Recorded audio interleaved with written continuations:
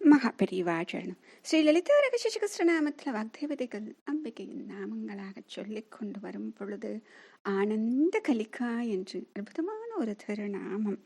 ஆனந்த மொட்டாக அவள் இருக்கிறாள். நமக்கு வேண்டி அனைத்தையும் தனக்குள் வைத்துக்கொண்டு காத்திருக்கிறாள் என்று சொன்னார்கள் இல்லையா?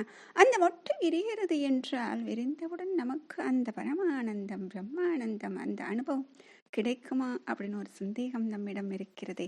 அதற்கு ஒரு பதிலாக வரக்கூடிய நாமாவளி ஓம் பிரேமரூபாயை நமஹ. ஓம் பிரேமரூபாயை நமஹ. இந்த பதம் படித்த உடனே நமக்கு புரிஞ்சிடும். பிரேமம் அப்படிங்கிறது அன்பு, ரூபம் அப்படின்னு வடிவம். அப்போ அன்பின் வடிவமாக இருப்பவள் அப்படின்னு தெரிஞ்சிருச்சு. ஆனால் அந்த அன்பு அப்படின்னு சொல்லக்கூடிய அந்த அன்பு எப்படிப்பட்டதாக இருக்க வேண்டும், அப்படி எதையும் எதிர்பார்க்காத அன்பாக இருக்க வேண்டும் அப்படிங்கிறது தான் முக்கியமான ஒரு விஷயம். எந்த காரணத்தையும் எதிர்பார்க்க கூடாது. அந்த அன்புதான் பிரேமை அப்படின்னு சொல்றது.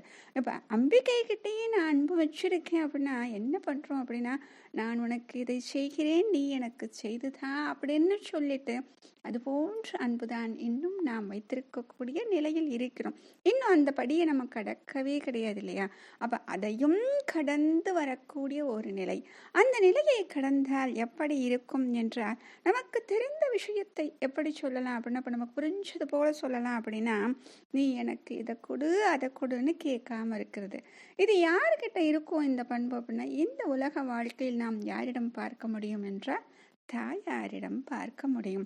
ஒரு தாயானவள் தன்னுடைய குழந்தையை வளர்க்கும் பொழுது பார்த்து பார்த்து செய்வாள். எது நல்லதோ அந்த குழந்தைக்கு அத்தனையும் பார்த்து பார்த்து செய்வாள்.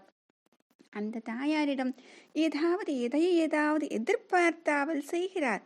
இல்லையே, எனக்கு வயதான காலத்தில் இந்த குழந்தை என்னை பார்த்து கொள்வான் என்று எதையாவது நினைத்து அவள் செய்கிறாள்? கிடையாது. அவளால் எவ்வளவு முடியுமோ அந்த அளவுக்கு பிரேமையை வைத்துக்கொண்டே செய்து கொண்டே இருக்கிறாள். அதனால தான் மாத்ருத்துவம் அப்படிங்கிறது நம்முடைய சாஸ்திரங்கள் ரொம்ப உயர்வா சொல்லுது.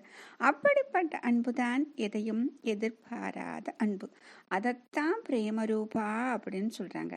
இப்போ உள்ளுக்குள் இருக்கக்கூடிய அந்த ஆனந்த மொட்டு விரியும் பொழுது அதிலிருந்து வரக்கூடிய சில அமிர்தங்கள் என்னென்ன விஷயங்கள் வரும் அப்படின்னா, முதல்ல வர்றது என்ன அப்படின்னா பிரேமம் அப்படின்னு சொல்லக்கூடிய அமிர்தம். அதுதான் அன்பு. அதனால தான் அந்த அன்பின் ஸ்வரூபமாகவே அம்பாள் இருக்கிறாள் அப்படின்னு சொல்றாங்க.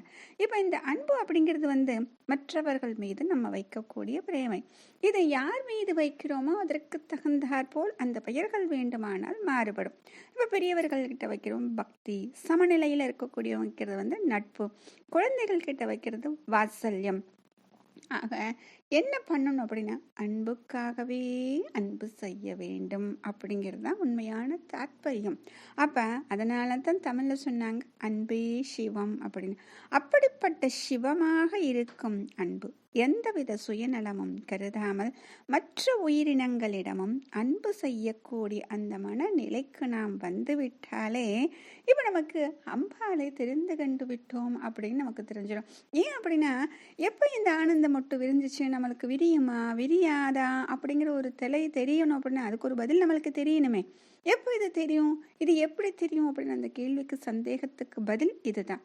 அப்ப எல்லா உயிரினங்களிடமும் அன்பு காண்பிக்க ஆரம்பித்து விட்டோம் அப்படின்னு நிலைக்கு வந்து விட்டால் என்ன அர்த்தம் அப்படின்னா, அம்பாள் அந்த ஆனந்த மொட்டையை விரிக்க ஆரம்பித்து விட்டாள் அப்படிங்கிறது அர்த்தம். அப்ப இந்த பாவனை தான் ஆனந்த கலிகா அப்படின்னு சொல்லக்கூடிய மொட்டு விரியக்கூடிய நிலை. அப்படி விரியும் பொழுது அந்த பிரேம ரூபமாக இருக்கக்கூடிய அவளை நாம் காண முடியும். மகாபெரியவா சரணம்.